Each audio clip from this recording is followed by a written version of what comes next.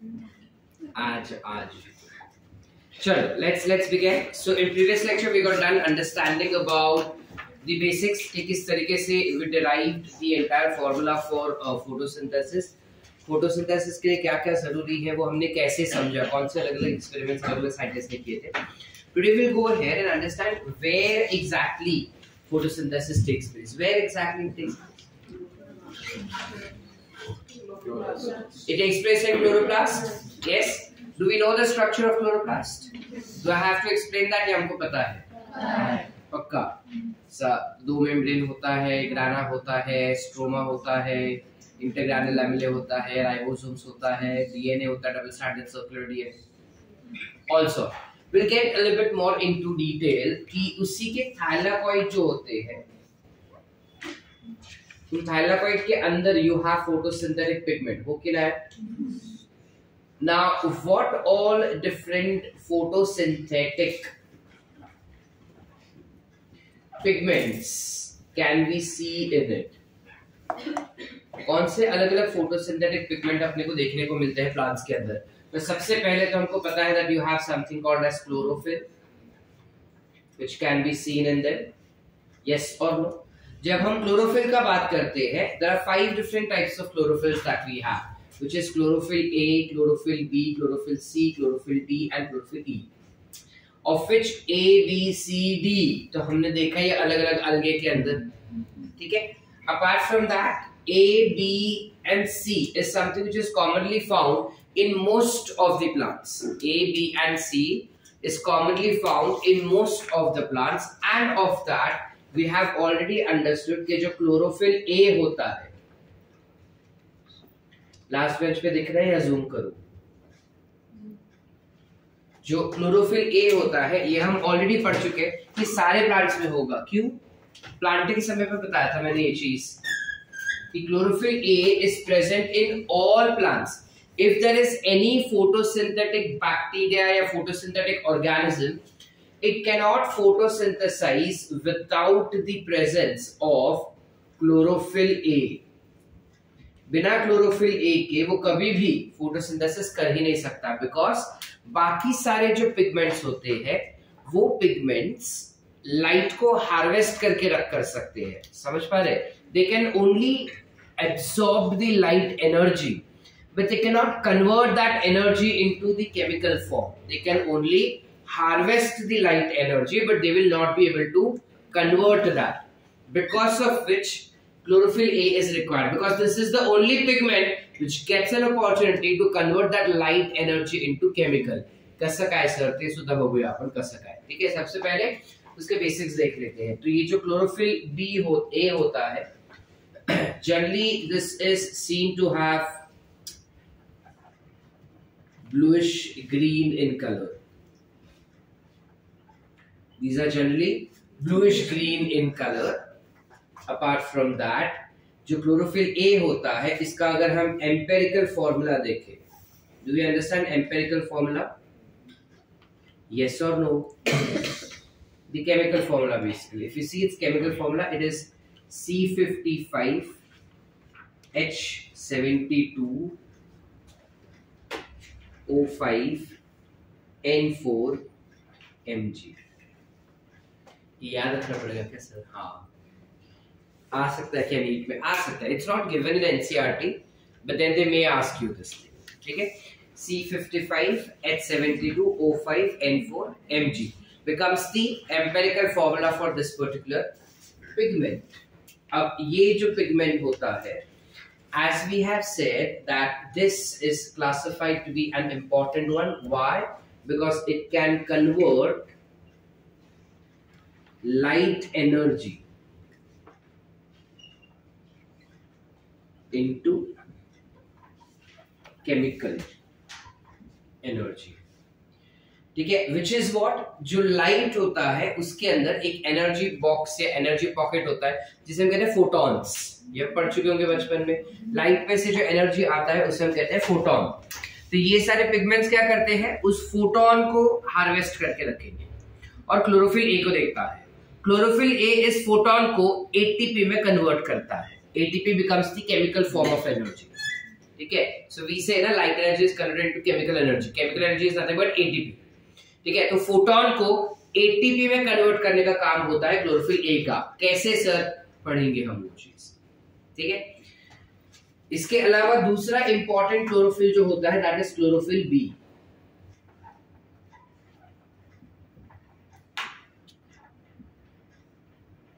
So when we talk about chlorophyll B, this is olive green in color.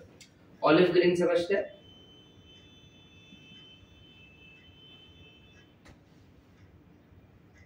Okay ना है? Olive green, olive colour का green, मतलब green ही होता है, इसके टी शर्ट जैसा, ठीक है, कुछ उस टाइप का ग्रीन होता है। अब ऑलिव ग्रीन जो रहेगा तो इस बंदे का एम्पेरिकल फॉर्मूला क्या हो जाएगा? इस बंदे का एम्पेरिकल फॉर्मूला ऑलमोस्ट सेम है, C55H70O6N4 Mg। Are we clear? Apart from that, this will only harvest light energy. It can only harvest light energy. ठीक है, ये दो सबसे ज्यादा कॉमनली फाउंड होते हैं सारे हायर प्लांट्स पे, जिस वजह से डिटेल सारी इनकी ही देखनी है। इसके अलावा खाली एक पॉइंट हमें याद रखना है कि जितने भी क्लोरोफिल रहेंगे they are water insoluble in nature. They do not get dissolved in water. So this becomes the first class of pigments that we have to understand. Let's try and understand the structure of chlorophyll. जब chlorophyll का structure हम देखते हैं तो उसके centre पे एक ही Mg है ना, किधर गया, तो सेंटर पे एक Mg आ जाएगा कुछ ऐसे। उसके पास there will be 4 nitrogen ions कुछ ऐसे। Then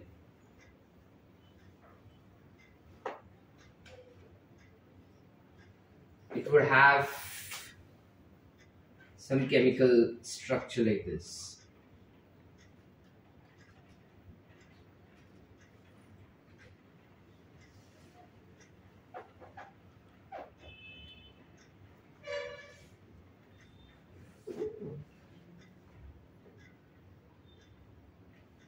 कुछ ऐसे रिंग्स होते हैं उनके पास। ये जो रिंग्स अपने को दिखाई दे रहे हैं इन्हें हम कहते हैं पायरोल रिंग। तो 4 है pyrrole rings, so we call it as what, tetra पायरोलिक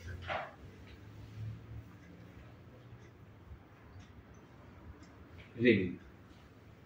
4 tetrapyrrolic ring होंगे उसके पास, ठीक है, जिसमें it is carbon carbon carbon carbon carbon carbon carbon वैसा। लेकिन फिर भी जब लेबल करते हैं तब we generate into label it as 1 2 3 4 5 6 7 and 8, ठीक है। और ये आगे जुड़ जाएंगे कुछ ऐसे।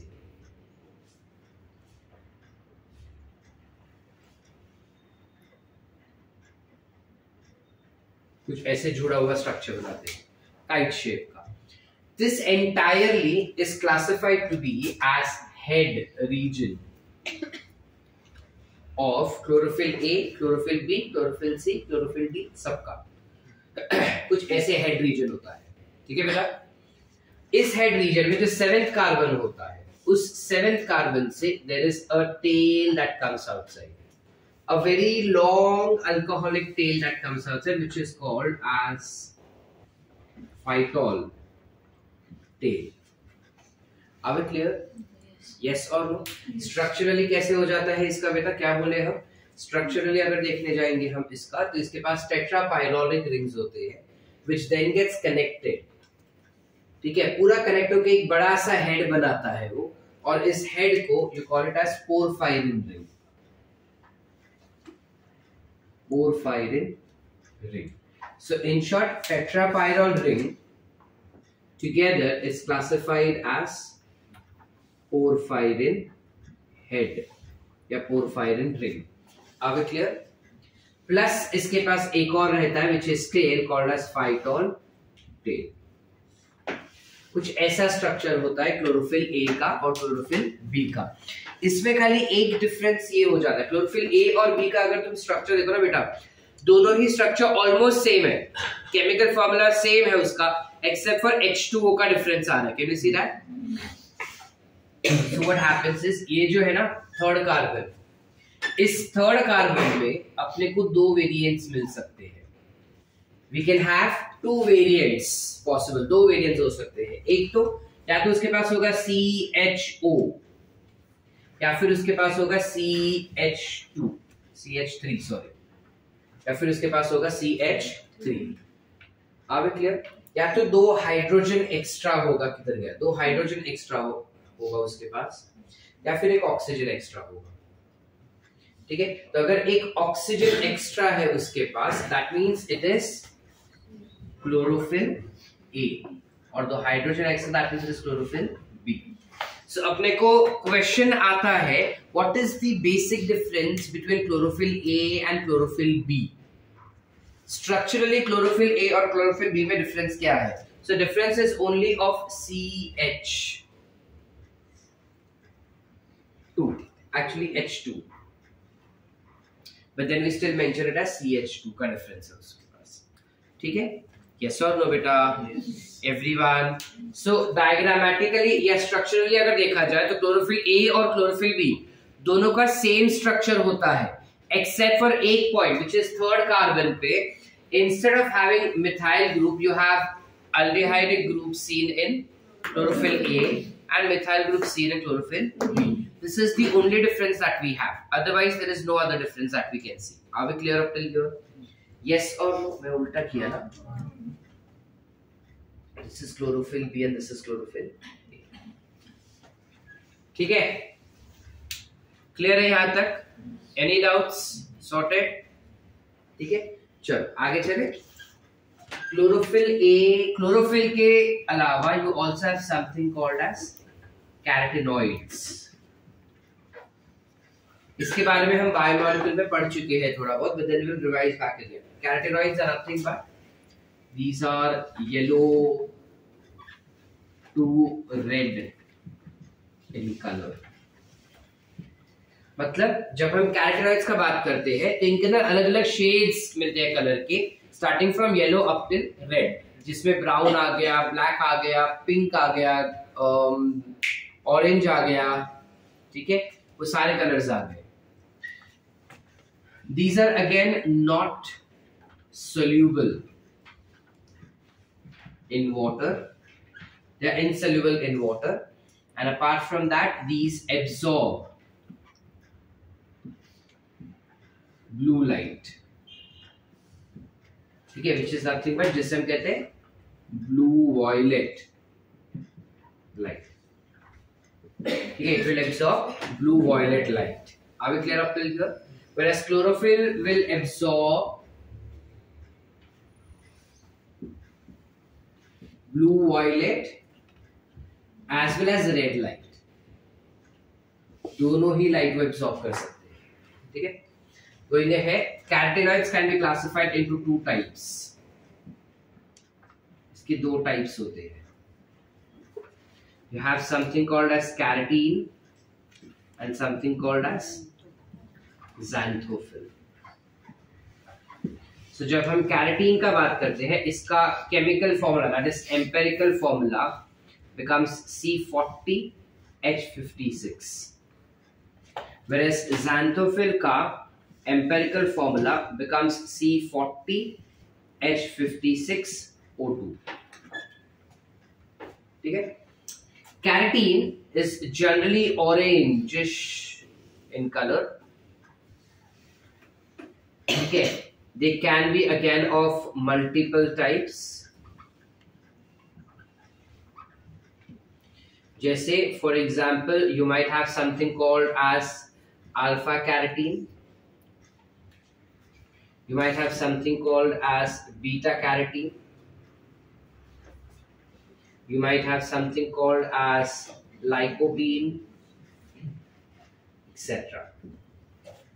ठीक है, जब हम बीटा कैरोटीन का बात करते हैं, ये अलग अलग फॉर्मूलेज होते हैं उसके, अलग अलग प्लांट्स में अलग अलग तरीके की कैरेटीन देखने मिलते हैं। जिस किसी भी कैरेटीन का क्वांटिटी ज्यादा रहेगा उसका कलर वो ले लेता है। ठीक है, अब इसमें जब हम कैरेटीन का बात करते हैं तो बीटा कैरेटीन जो होता है it is said to be as pro vitamin A या फिर प्रीकर्सर ऑफ विटामिन ए, यानी कि ये इनएक्टिव फॉर्म होता है विटामिन ए का। इसको अगर हम थोड़ा सा मॉडिफाई करते हैं ना स्ट्रक्चरली तो वो active form of vitamin A बन जाता है। तो जो कोई भी चीजें तुम खाते हो जो विटामिन ए देता है, जैसे फॉर एग्जांपल यू हैव गाजर, गाजर खाने से आपको विटामिन ए मिलता है, तो गाजर के पास होता है बीटा कैरोटीन। ठीक है, टमाटर खाने से अपने को विटामिन ए मिलता है, टमाटर के पास लाल रंग होता है। That red color of tomatoes, red color of chili is because of something called as lycopene. ठीक है, लाइकोपिन जो होता है वो चिली यानी लाल मिर्च को लाल बनाता है, लाल टमाटर को लाल बनाता है। वो लाल बनाने का काम किसका है? लाइकोपिन का। समझे बेटा? जाओ पूरे पढ़ते हैं, फास्ट जा रहा है। दूसरा है हमारे पास ज़ैंथोफिल। ज़ैंथोफिल क्या होते हैं? ज़ैंथोफिल येलो कलर के हो जाते हैं या yellow to reddish more in colour, yellow to brown.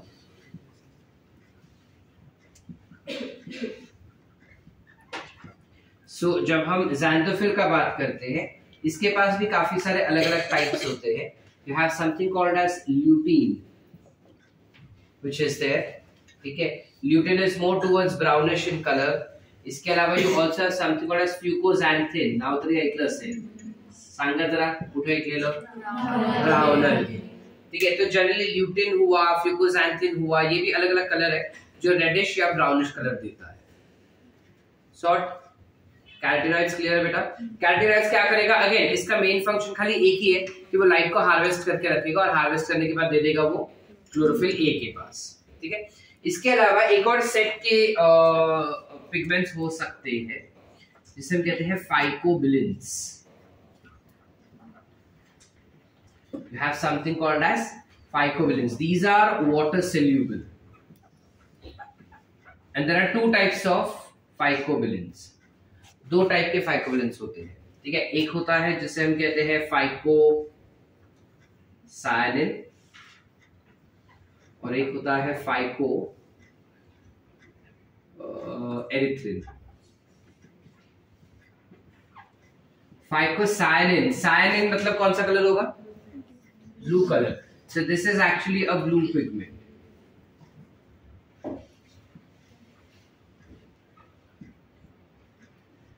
And phycoerythrin बताओ? Red. This will be red color. This will obviously be found in red algae, जो हमें पता ही है, and this is found in BGA, which is blue green algae. Cyanobacteria में generally अपने को फाइकोक्सायनिन दिखाई देता है, प्लांट्स में भी दिखाई देता है। ठीक है, ऐसा नहीं कि प्लांट्स में नहीं दिखता। हमने काफी बार देखा कि प्लांट्स के लीव्स वगैरह भी होते हैं ब्लू कलर के। ठीक है, तो दैट इज बिकॉज लीव्स हुआ, पेटल्स हुआ, वो ब्लू कलर के होते हैं। However it is very rare to see any plant having blue colour leaves, but then you do have that thing present. ठीक है, जब हम बैक्टीरिया का बात करते हैं स्पेसिफिकली सिर्फ और सिर्फ बैक्टीरिया के बारे में,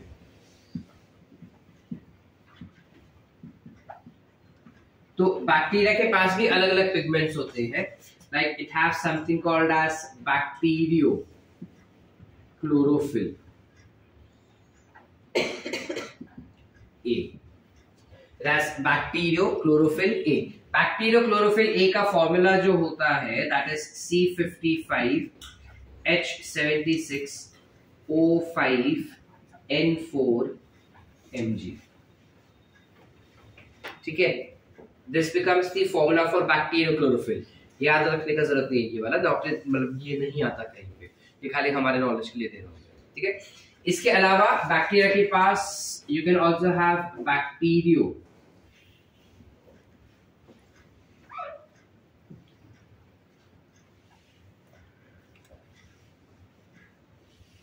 cyanin, which has been seen. Bacteriocyanin will be again bluish color in nature. ठीक है, बैक्टीरियोकैरोटीन्स भी होता है।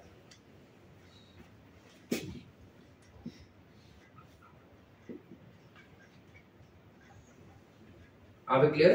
बट देन मेजॉरिटी हमको ये याद रखना है कि उनके पास बैक्टीरियो क्लोरोफिल होता है, वो क्लोरोफिल और ये क्लोरोफिल अलग अलग होते हैं, सेम नहीं होते हैं, ठीक है? काम सेम करेगा, स्ट्रक्चर भी ऑलमोस्ट सेम है, बस उसका फॉर्मूला थोड़ा अलग हो जाता है। Are we clear? You have another pigment which is being seen called as anthocyanin. This is a non-photosynthetic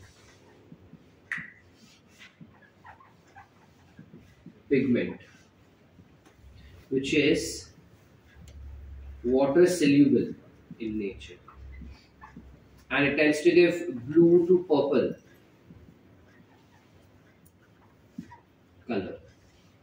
अब जब हम बोल रहे हैं कि ये नॉन फोटोसिंथेटिक होता है, यानी ये ऐसी जगह पे पाया जाएगा जो फोटोसिंथेसिस नहीं करता है, जैसे लीव्स में भी पाया जाता है। हमने पर्पल कलर के लीव्स देखे होंगे, ऊपर से ग्रीन होता है, नीचे ऐसा क्या तो पर्पल कलर दिखता है, कभी देखे ऐसा? शो प्लांट होता है। So those purple colours because of the presence of anthocyanin. इसके अलावा काफी फ्लावर्स होते हैं जो पर्पल कलर्स के होते हैं, that is also because of anthocyanin. Blue colour के होते हैं, that is also because of anthocyanin. This is a water soluble pigment but does not participate in photosynthesis at all. काफी बारी ये क्वेश्चन आता है कि दिए गए नीचे में से कौन सा फोटोसिंथेसिस में पार्टिसिपेट नहीं करता, या which is non photosynthetic, which is water soluble in nature. So we should be aware that this is water soluble and this is also water soluble, but rest of them are not water soluble. Are we clear? Pigment समझे सारे? कोई doubts? हमें diagram सिर्फ एक ही का देखना था, वो हमने देख लिया है। क्लियर है यहाँ तक बेटा? Any doubt so far? लिखिए क्विकली। चलो, if there are so many pigments, suppose मुझे जानना है कि किस प्लांट में कौन से पिगमेंट है, ठीक है? लेट्स से शर्वरी बोलते की मला पाहायचे की स्पिनॅच लीव्ह मध्ये कोणते कोणते पिगमेंट्स आहेत, ठीक है? माझी आई मला म्हणते की पालक जितकं खाल्लं तितकं मी पॉपय बनणार, ठीक है? उतना ज्यादा स्ट्रॉन्ग, उतना ज्यादा हेल्दी, इम्यूनिटी स्ट्रॉन्ग। तो ऐसे तो क्या चीजें हैं उसके अंदर मुझे जानना है, ठीक है? देखो, ऑर्गेनिक केमिकल्स कौन से हैं, इनऑर्गेनिक कौन से हैं, ये हम बायोमोलिक्यूल में पढ़ चुके हैं कि कैसे जानना होता है, बराबर? सत्यम कैसे जानते हैं? अगर मुझे जानना है कि स्पिनच लीफ के अंदर कौन से ऑर्गेनिक केमिकल्स है, तो how will I know that? Acid soluble, insoluble. Correct. तो कौन सा एसिड यूज करूंगा?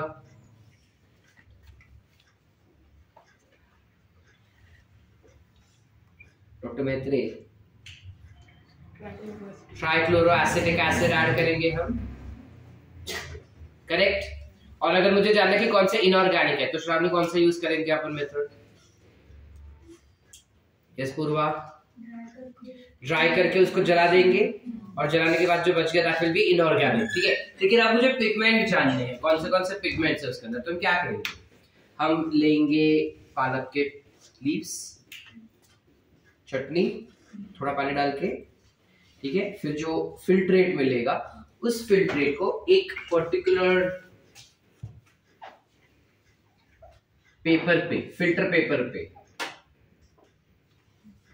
एक पर्टिकुलर फिल्टर पेपर पे उसको लोड कर देंगे। लोड करने के समझते हैं, एक बूंद डाल देंगे इधर ऐसा, ठीक है। और इस फिल्टर पेपर को एक सॉल्वेंट सिस्टम के अंदर हम रख देते हैं। ये केमिस्ट्री में तुमको आएगा, ठीक है। Again this will be taught to you all by Ajit sir in chemistry. ये जो पर्टिकुलर पेपर होता है उसको डिप करते हैं एक सॉल्वेंट सिस्टम में। अब ये सॉल्वेंट सिस्टम क्या होता है? सॉल्वेंट सिस्टम के अंदर ना बेटा काफी सारे पार्टिकल्स होते हैं, काफी सारे सॉल्यूशंस का कॉम्बिनेशन होता है, ठीक है। It can be a combination of petroleum, ether, water and methanol, ठीक है, या फिर मिथेनॉल, वाटर एंड एसीटोन, या फिर alcohol, water and petroleum ether, या petroleum ether, acetone and alcohol. Depending on के कौन सा पिगमेंट हमें सेपरेट करना है, कौन सा पिगमेंट ज्यादा चाहिए, उसके बेसिस पे हम केमिकल कंपोजिशन सिलेक्ट करते हैं। बट बेसिकली ये तीन अलग अलग chemicals which has hydrophobic as well as hydrophilic material, उसका कॉम्बिनेशंस होते हैं, ठीक है। जो लैब में अवेलेबल है उसका इस्तेमाल कर सकते हैं। उसको हम डाल देंगे यहाँ पे। अब कैपिलरी एक्शन होगा। देखो नीचे अगर मैंने पानी रखा है और उसके अंदर फिल्टर पेपर डाल रहा हूँ, तो पानी जब वो फिल्टर पेपर के ऊपर जाएगा ना, तो same thing, this solution will try and move upwards. जब ये सॉल्यूशन ऊपर की तरफ मूव करना चाहता है तो वो धीरे धीरे धीरे करके जब ऊपर जाता है तब ये पिगमेंट को डिसॉल्व कर लेता है अपने अंदर और डिसॉल्व करके ऊपर लेके जाता है। And depending on their mass, molecular weight, they go on separating. So जब separate हो जाएगा तब अपने को एक particular line बन के मिलता है सबसे पहले, which is olive green in color. बताओ तो क्या हो गया ये? Chlorophyll B. फिर दूसरा एक ऐसा कुछ लाइन बनेगा, ठीक है, which will be blue green. बताओ क्या हो गया? फिर एक और ऐसा कुछ लाइन बनेगा, which will be carotenoids, that is carotene. नहीं, पहले आएगा xanthophyll, which will be yellow in color. फिर आएगा एक और, which will be carotene, which will be orange in color. और उसके ऊपर होता है एंथोसायनिन. आवे क्लियर? समझे? इसे हम कहते हैं पेपर क्रोमैटोग्राफी. काय म्हणता त्याला आपण? Paper chromatography. जहाँ पे हम पिगमेंट्स को सेपरेट कर रहे हैं based on the molecular weight. जैसा हमने पिगमेंट्स के लिए किया वैसा ही सेम हम अमीनो एसिड्स के लिए भी कर सकते हैं, हम शुगर मॉलिक्यूल्स के लिए भी कर सकते हैं. ठीक है, तो जब हम आगे आगे जाएंगे ये मेथड हम वापस यूज करने वाले हैं. अभी के लिए ये मेथड समझा. ये एक्सपेरिमेंट तुमको प्रैक्टिकल्स में भी करवाया जाएगा. ठीक है, now I don't know whether they actually teach और नॉट, बट हमारे टाइम पे था. ठीक है, क्लियर है? यहाँ तक क्लियर है? समझे? कोई डाउट्स है? ठीक है, this is not an NCERT but it is there in NCERT exemplar. हमें पढ़ना है. ठीक है, जब क्लोरोफिल ए का बात करते हैं ये पेट्रोलियम ईथर में सबसे बेहतरीन डिसॉल्व हो जाता है. ठीक है, मतलब अगर मुझे सिर्फ क्लोरोफिल ए को स्टडी करना है तो I will have more quantity of petroleum ether. Does that mean कि क्लोरोफिल ए हमको नहीं मिलेगा? मिलेगा, लेकिन ये ज्यादा मिलेगा.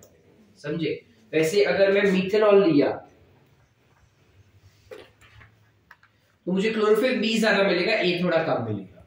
Because chlorophyll B is more soluble in methyl alcohol, whereas chlorophyll A is more soluble in petroleum ether.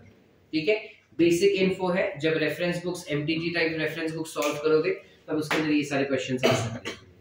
ठीक है, हमको नीट में आएगा क्या? एनसीईआरटी में नहीं दिया है तो नहीं आएगा. तो आप क्यों पढ़ा ले सर? डॉक्टर बनना है ना, तो सब पता होना चाहिए. ठीक है, बात बोलते हैं सर झाड़ पत्ती. Now, when we say that you have chlorophyll A or chlorophyll responsible for converting light energy into chemical, light into chemical, ये कैसे convert होता है? So, पहले तो photosynthesis करने के लिए we need to understand which all light range, what light range is photosynthetically active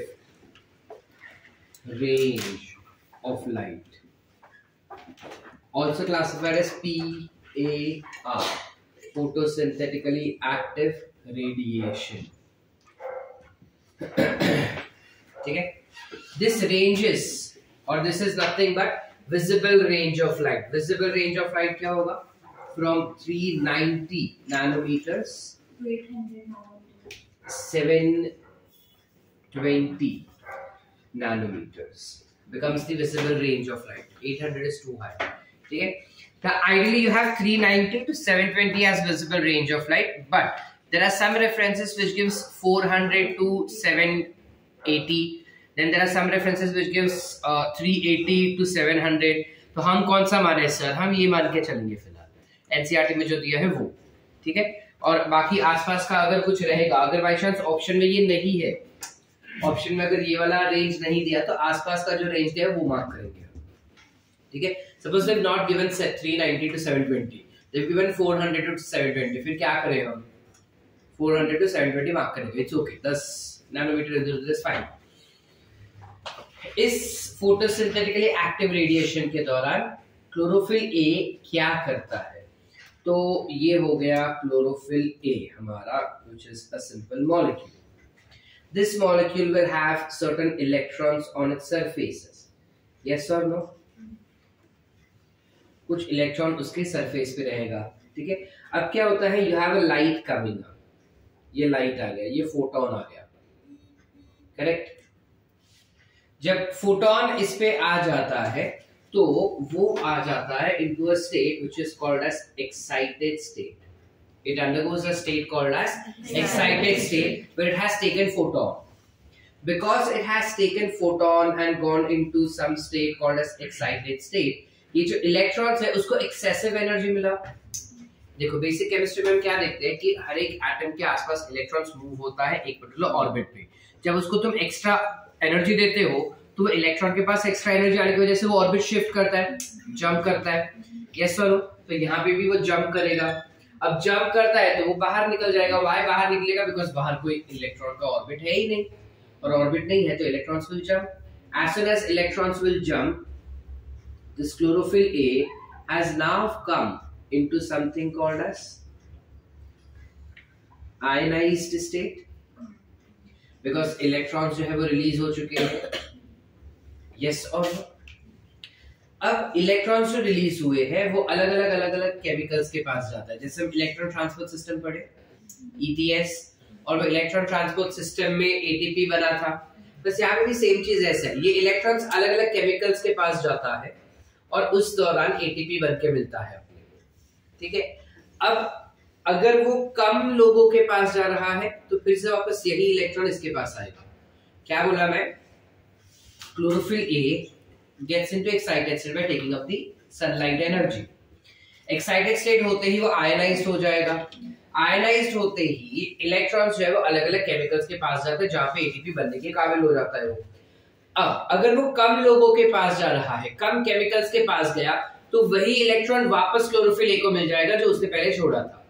लेकिन अगर ज्यादा लोग के पास जा रहा है तो उतनी देर तक वो आयोनाइज्ड स्टेट में नहीं रह सकता, बिकॉज उतनी देर तक अगर वो आयोनाइज्ड स्टेट में रहा तो ultimately what will happen, it will get broken down. So to avoid that, electrons are provided back to chlorophyll A, and when the electron is provided back to chlorophyll A, it comes back to its ground state. Are we clear? Yes or no बेटा? नहीं समझे?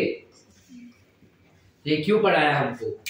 अरे उसने light energy लिया, उस energy को electrons के अंदर स्टोर करवाया, इलेक्ट्रॉन्स हर जगह पे गया, थोड़ा थोड़ा एनर्जी छोड़ते गया, उसके जैसे ATP बना, तो light energy got converted into ATP ना, light energy gets converted into chemical energy, ATP बनाया। हाँ तो क्या हमको तो लगा ग्लूकोज बनाएगा, रुको जरा सब्र करो, वो भी बनाएगा वो। ठीक है, ये खाली दिखाने का मतलब ये है कि क्लोरोफिल A काम कैसे करता है, how exactly chlorophyll A functions.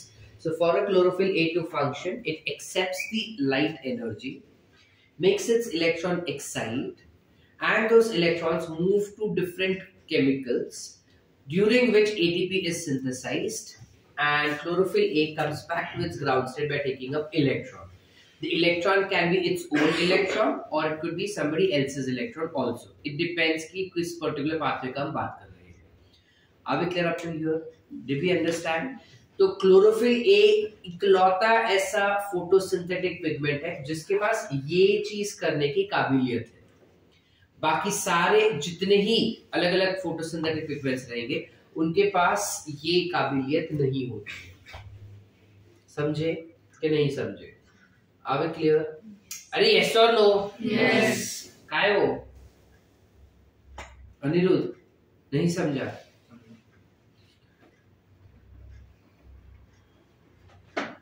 ठीक है, चलिए आगे। अब इस तरीके से ना काफी सारे अलग अलग प्लांट्स में अगर हम देखने जाए तो यू हैव क्लोरोप्लास्ट के अंदर अगर हम ध्यान से देखें तो you have something like this as your grana, और यहाँ पे कुछ ऐसे कनेक्टिविटी भी होता है। तो अगर मैं सिर्फ ग्राना को ध्यान से देखूं ऐसे, विच इज थाइलाकॉइड के मेम्ब्रेन को अगर हम ध्यान से देखें कुछ ऐसे, तो ये मेम्ब्रेन ना कुछ ऐसा हो जाता है, correct? These membranes would be somewhat like this. Photosynthetic pigments are present in all of this. So जब photosynthetic pigments इनके अंदर होता है, इन photosynthetic pigments के कॉम्प्लेक्सेस बनाए जाते हैं। तो दो टाइप के कॉम्प्लेक्स हमको बन के मिलते हैं, एक जिसे हम कहते हैं लाइट हार्वेस्टिंग कॉम्प्लेक्स और एक जिसे हम कहेंगे कोर कॉम्प्लेक्स। क्या क्या बोल रहे हैं? Can I erase this? Done writing ये वाला पार्ट। दो कॉम्प्लेक्स बनते हैं, एक होता है LHC which is light harvesting complex, और एक होता है CC which is what? Core complex. जो फोटोसिंथेटिक पिगमेंट्स होते हैं वो इकट्ठा आके दो टाइप के कॉम्प्लेक्स बनाता है, light harvesting complex, core complex. देखते ही, नाम सुनते ही आसान हो जाना चाहिए कि लाइट हार्वेस्टिंग कॉम्प्लेक्स मतलब वो लाइट को हार्वेस्ट करके रखता है। Is it converting into something? No. So this will include what? It will include chlorophyll B, C, D, E, carotenoids which includes keratin and xanthophyll, ठीक है? Whereas this will include only and only chlorophyll A. तो light harvesting complex और core complex का composition कुछ ऐसा होता है। ये कॉम्प्लेक्सेस इकट्ठा मिल जाते हैं and they form something called as photosystem. काय म्हणतात ह्याला आपण? तर असे खूप वेगवेगळे प्रकारचे फोटोसिस्टम्स आपल्याला क्लोरोप्लास्ट मध्ये दिसतात।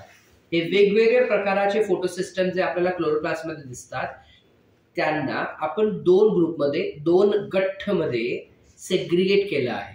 एकाला म्हणतात फोटोसिस्टम 1, दुसऱ्याला म्हणतात photosystem 2। On what basis did we classify them as photosystem 1 and photosystem 2? कोणत्या आधारावर आपण त्याला फोटोसिस्टम 1 आणि फोटोसिस्टम 2 म्हणतोय? त्याला आपण म्हणतो आहे बेस्ड ऑन की हा जो क्लोरोफिल ए आहे तो कोणता लाईट जास्त एब्सॉर्ब करून आपल्याला देतोय। तर एखाद्या फोटोसिस्टमचा क्लोरोफिल जो आहे तो 700 नॅनोमीटरचा लाईट एब्सॉर्ब करतो, त्याला आपण म्हणतात फोटोसिस्टम 1।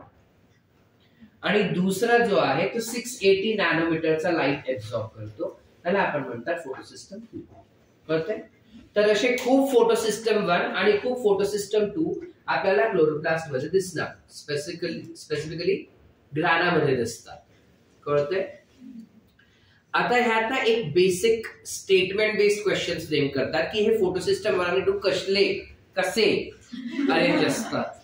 ठीक आहे? तो फोटोसिस्टम 1 आणि 2 कसे अरेंज असणार? Photosystem 1 will always be found at apprised region, whereas photosystem 2 will be found at non-oppressed region. It will be found at non-oppressed region. अब ये क्या हो गया सर? अप्रेस्ड रीजन यानी कि जहां पे फोल्ड्स वगैरह बहुत होते हैं, तो वहां पे एरिया पतला हो जाता है, दबा हुआ रहता है, चपटा रहता है चीजें। तो चपटे एरिया कौन से सर? चपटे एरिया ये, तो यहां पे हो जाएगा फोटोसिस्टम 1। समझ पा रहे हैं हम बेटा? फोटोसिस्टम 2 कहां पे होगा? जहां पे चपटा नहीं है, फूगा हुआ रीजन रहेगा, प्रॉपर स्पेस। तो ये हो जाएगी फोटोसिस्टम 2 जो कुछ यहां पे दिखाई देंगे। आर वी क्लियर बेटा? यस और नो? ये फोटोसिस्टम्स ही आगे जाके अपने को फोटोसिंथेसिस में हेल्प करता है। कसं काय ते नेक्स्ट एपिसोड मध्ये आपण बघूया। आतापर्यंत जितकं आपण शिकलो ते कळतंय नक्की? अजून आपण बेसिकच केले। We did not start with photosynthesis, हम खाली बैकग्राउंड समझ रहे कि उसके फोटोसिंथेटिक पिगमेंट्स क्या होते हैं, कैसे काम कर रहा है क्लोरोफिल ए। अच्छा, तो फिर वो क्लोरोफिल ए किस तरीके से ऑर्गेनाइज तरीके से कैसे वो प्लांट्स के अंदर दिखाई देता है। तो क्लोरोफिल ए को ऑर्गेनाइज या सारे पिगमेंट्स को ऑर्गेनाइजेशन देखेंगे कि सारे पिगमेंट्स किस तरीके से प्लांट्स में दिखाई देते हैं, तो वो फोटोसिस्टम फॉर्म में दिखाई देते हैं। फोटोसिस्टम्स क्या होता है? वो दो कॉम्प्लेक्सेस से बना हुआ केमिकल है।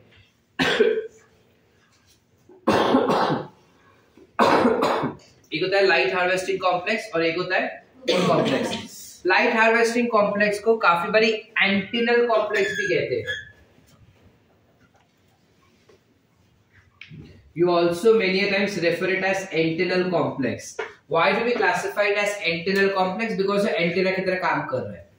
जिधर भी लाइट मिलता है उसके तरफ जाएगा, सारा एनर्जी ले लेगा, and then that energy is transferred to core complex. Core complex will convert that energy into ATP by this particular mechanism. Are we clear? Did we understand the concept? Everyone? Yes. Lucky? चलो इतना लिखे quickly.